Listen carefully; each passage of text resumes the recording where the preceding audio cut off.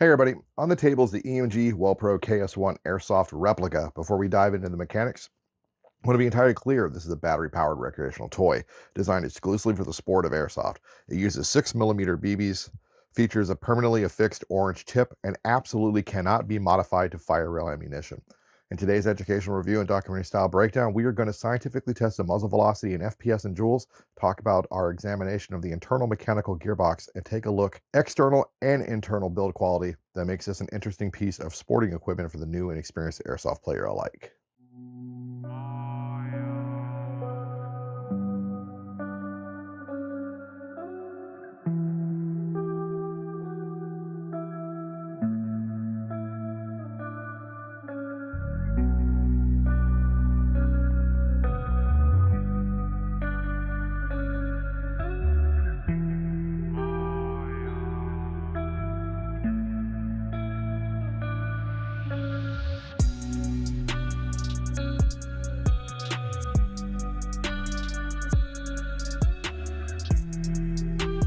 All right, guys, we got that weird legally type stuff out of the way. For this review of the EMG KS1, we are going to change some of our vernacular, so I might say some stuff a little different. I might use some terms that you're like, why are you saying it like that?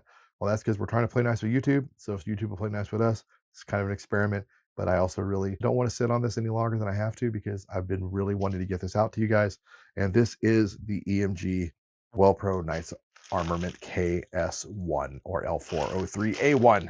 For those in the know, this thing is a fully polymer AEG. It is pretty decent for the price point. It's about $229 US, and for that price, it does punch above its weight class. It's going to come with battery. I think the battery's okay. It is a 7.4 Super Lion.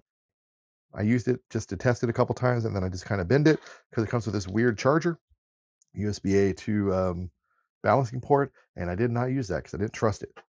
But because it comes with a battery, that is kind of nice for a beginner or a player who wants to get going quickly. It does have a BB loader. It comes with some 2.0s. It comes with some iPro that I will tell you, you probably don't want to use. Some footage on the screen now is us testing the iPro because we were pretty confident it was going to be terrible, and it was, and it broke very quickly. The polycarbonate lens that you can see on the screen now did not break per se, but it didn't do well either. Definitely bend this stuff, don't use it. As a matter of fact, on Evik's site, it even says, not for game use, don't use it. If you're going to use iPro, get something good, like the ESS crossbows right here. These are used anywhere in the world because they are ANSI rated and they are proper and they will protect your eyes. Safety first. You're going to get a mid-cap magazine right here. It's 120 rounds. It's not bad. It feeds and keeps up with the KS1 AEG quite well. You do get extra back straps. This is the one that comes on it when you first get it. I'll show you how to change that in a second. You get this little front grip too. We utilized Titan 1000 mAh 11125C lipos for our testing most of the time. Not sponsored by them. I just like their stuff and they got a great warranty. It does not come with the sling. We'll talk about the sling here more in a moment. And it does not come with this muzzle cover because this normally would have a tracer unit in it, but we got this separately because it came out while we were testing it. This is the stock that comes on it. We'll talk about this more in a moment as well. It is from Evike, and it is called their Sigma stock. Not a bad stock. I just wanted to run a more British style stock, so we got a real MOSFET on there. All right, specification-wise, it's variable length, meaning classable stock. So 735 millimeters or 28.9 inches for my American viewers, which is most of you, and it goes out to 820 millimeters or 32.2 inches. So your length is variable. Weight's 2,200 grams or 4.85 pounds. Inner barrel's 330 millimeter, 6.3 tight bore. Version 2 gearbox, quick change spring, 13-1 gear set, pour to cylinder, pour to piston, cut tappet plate for faster rates of fire. E-shooter MOSFET that's Welpro branded and a long type motor. We'll talk more about the internals in a moment. Now, big thing, one of the two major issues we had, elephant in the room, these were recalled by Evike. The reason they were recalled was a MOSFET issue. The third-party vendor that I purchased this from was reached out to Evike, by Evike. They said, hey, we're recalling these. You can send it in, have it repaired by us, or we can send you a new MOSFET and you can have it installed yourself, but your warranty's voided. And I was fine with that because we were opening it up anyway. MOSFET they sent was a Kestrel V2 Basic. Inside of here is a basically Kestrel V2 Basic with Welpro branding on it instead of Kestrel. Same MOSFET. Programming was very simple. It's actually in the manual, like I think I said. If not, keep your manual. Programming's in there. We did mess with the programming a little bit. We programmed the MOSFET to be pre-cocking, and we did 3-round burst eventually. Initial testing was with full auto because we wanted to see what it was like. It's very, very fast, has very, very quick shooting, and it is a very responsive trigger on semi as well because it has the MOSFET inside of it, inside the gearbox. Why did I change the stock out? Well, I wanted something a little more British looking for this because I was kind of trying to slowly build this out to be more like the Project Hunter L403A1s, not so much a Knights Armament KS1. I have an MOE SLK because the British seem to like those, and I didn't mind that it didn't have QD slots because there were QDs on the receiver, which I'll talk about in a moment. The stock it does come with is this Sigma stock from EMG, and it has nice little hinged door for some, no, it's a back door action. Hinged back door to get to your batteries easily, and you can put different battery sizes in here and types, and it's got some nice cable management right there as well. It's very easy to do. I have a buddy who really likes these style stocks, and I think he would like this one quite a bit compared to some of the more overly engineered ones I have seen him use. The back rubber back here, it feels really good, and the QD slots actually do function, and they function well. This is a real Magpul MS4 sling, same one the British use, and it's in there and it works really well. So if you like this, or if you like a stock that actually has good battery space, works really well with QDs, and feels nice, keep the Sigma stock on there. It's not a bad stock. It's kind of like a Crane and a CTR had a baby. I opted to use the buffer tube most of the time for my battery usage. Speaking of slings, the middle point here is really nice. We have a center QD slot and then a port and starboard or left and right for my non-nautical types. You'll see now some footage. That's my unpaid intern messing with the sling, and I'm shaming him by saying, no, do not use those side ports because they don't work. For whatever reason, the QDs, airsoft or real, don't lock in, but they lock in fantastically to the center QD, which you're seeing right now on screen as well. And it works fine. And then also, my unpaid intern now doing some manipulations with the sling, showing you that center point balance and how nice it is, because it's very nice. It actually feels good and it looks good. It's functional. Going up to the front on this, we actually have a Reptilla socket, same one that the British are using, and it mounts really well into the URX6 rail. Even though the URX6 rail is polymer, the whole thing is polymer, and I know some of you are like, ugh, brother, ugh, what is that? Well, back in the day, it's not your daddy's polymer, or my polymer, technically, I guess it could be your dad. Anyway, it's not the same kind of plastic you would expect on like a Tokyo Marui. But from back in the day, it's a very solid feeling polymer. And honestly, you don't really notice it because most of the control features you're going to be touching and using, like the grip, the stock, the foregrips here, the magazines, they're all polymer. The PMags are polymer, all this stuff. So it doesn't really detract from it, in my opinion. Speaking of the receiver and everything, it's got really nice roll marks, very deeply ingrained in there because it is a fully trademarked Knights Armament product. On the right side, we have Knights Armament trades. On this side, we've got the Knights Armament logo at L403A1 trades, and the URX rail has URX6 trades. The URX6 rail is 12.75 inches, and and it is a 13.7-inch heavy barrel that's dimpled, like the real KS1, terminating in this 3-prong KAC style muzzle device, but it's got these threadings for the EHUB tracer. So this is not the EHUB tracer, but it is a faux suppressor that I can put the tracer in later. I opted to buy the version without the tracer already in it because I didn't need it. It does go on the orange device with no problems. It integrates perfectly to it, so you can leave your federally mandated orange tip on and have no problems. And now you can run glow BBs in your magazine and actually have a tracer unit, which is pretty neat and a nice touch. The URX6 rail is M-LOK. It has M-LOK points at the 3, 6, and 9 position, and they work very well. We've got a healthy mix of airsoft components and real components on here. We have a real Magpul M-LOK angled foregrip, like the actual issued project guns. We have a Magpul barricade stop. That's just something I added. We've got a fake Arasaka mount with a fake Surefire on here. We've got this little Temu Surefire pad holder and a real Reptilla socket and some B5 Industries grip like M-LOK covers, and they all go on great. The 20mm pick rail is fantastic. It actually is spec'd out well. I've got a real Magpul pick cover, and then we've got this BCM mount from Temu on here, and it's all solid with this fake aim point. Everything is very, very clean. As far as the control surfaces, they're all ambidextrous. We've got a fake bolt that locks open to expose the hop chamber, which we'll talk about in a second. We have functional bolt releases, ambidextrous on both sides, as well as ambidextrous magazine releases and ambidextrous control surfaces for the selector, which works fantastically.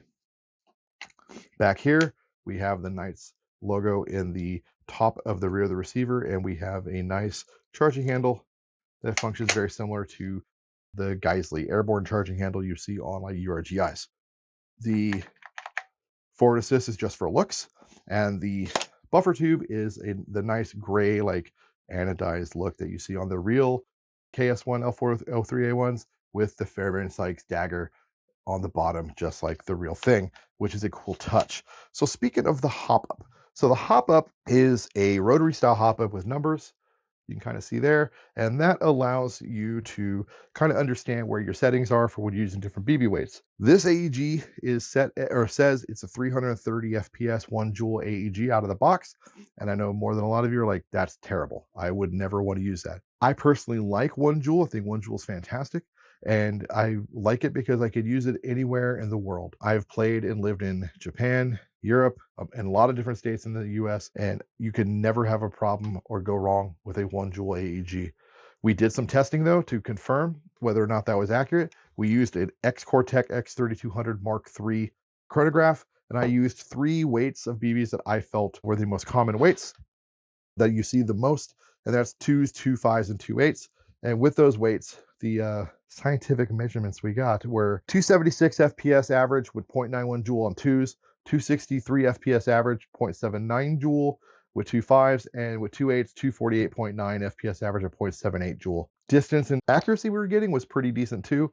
We were getting about 170, 175 feet average. We definitely were able to hit out to 200 pretty solidly, more than a few times, and 250 with a little bit of Kentucky windage. So the KS1 out of the box is pretty accurate. The MOSFET is very nice. We get some good trigger response. You'll see some footage of my unpaid intern here actually utilizing the KS1 with the stock motor, and he's getting some good crisp semi-auto, and then you'll hear the A10 that is the full auto out of the KS1. It has a very, very fast rate of fire, pretty close to about 30 rounds per second. It is a very quick shooting AEG. Now, that goes into the next problem we had. The next problem we had was it got very, very hot, the motor did, very quickly. So this is the stock motor, and it's got pretty decent magnets. My tech was like kind of surprised, but this motor gets extremely hot very fast. What we found was by switching out to a Nova Torque 6722 X-ray, we were getting a lot really good response out of it with a lot less heat, and that is a big deal in the Texas summer. Next footage you're going to see is me utilizing it at D14 in Sanger, Texas. I'm utilizing the MOSFET now programmed with precocking to level 2, because anything over level 2 didn't seem to like it. It would give me like double taps, and we're utilizing 3-round burst instead of full auto. The 3-round is really nice. The groups are very tight, and it gets you a good clean 3-round burst without overshooting people on full auto, because this thing rips. I just thought it was really fun with that burst function. Overall though, the KS1 is better than expected, and it definitely like punches above its weight class for about the $229 price point that these things are coming in at. Internally, it is sitting at about 13.1 gear set. The gears are not CNC machine steel. They are, I think it's called sintered gears. They're like it's like a powdered metallurgy thing where they make them. They're not terrible, but they're not fantastic. If you use like AI, basically, if you're like Googling and it pulls the Google AI stuff up, it's going to feed you some erroneous information. It's going to tell you it's got CNC machine steel gears. It's going to tell you it's got a short stroke sector gear. It's going to tell you that it's got brushless motor and all this crazy stuff. That's not true. That's all being like scraped from some listings online from some other airsoft retailers where they're doing some custom builds, and it's coming from Reddit posts and stuff where people are talking about the different things on the KS1. It does have 13.1 gears. It does have better gears than your average normal AEG. It's very close to what my tech said he would consider to be what you should basically settle for a modern good AEG. It is shimmed well, it is greased well. The cylinder, ported cylinder, the piston's got all these extra ports in it. The taper plate's actually been kind of cut for faster rates of fire and faster fire builds. And the MOSFET I had no real major issues with, but I am still switching it out of abundance of caution so I don't have any issues in the future. The only thing he said he noted from this Welpro as far as the gearbox and a Cyma plat was ball bearings, which you find in like Cyma drivetrains. He said that's the only difference. Other than that, it's very close, if not almost exactly like a Cyma plat AEG. I already talked about the groupings. We were getting very, very precise groupings. And I did talk about the motor heat and the motor change. Now, changing the motor was very easy. We were able to go ahead and just pop this little lever here and just open it up and pull the motor out. So it's a quick change motor. And another neat thing that comes with it is back straps. So you can change them out. When you get this out of the box, it's going to have this chunkier one on there. And that is more like a Magpul Myad. I have Magpul Myads on a lot of my other AEGs, so they're really nice, and I do like them, but I found this thinner profile to be a lot of fun. It's very similar to a PTS grip I have, and I found it to be very comfortable, a lot of fun to use. You can change out the front here. You can see some like little spacing right there, and that is to put this A2 style nub on there. So you can do that. I never got around to because I didn't feel I would need to, and I don't really like it. Anyway, so I said, man, there's no need.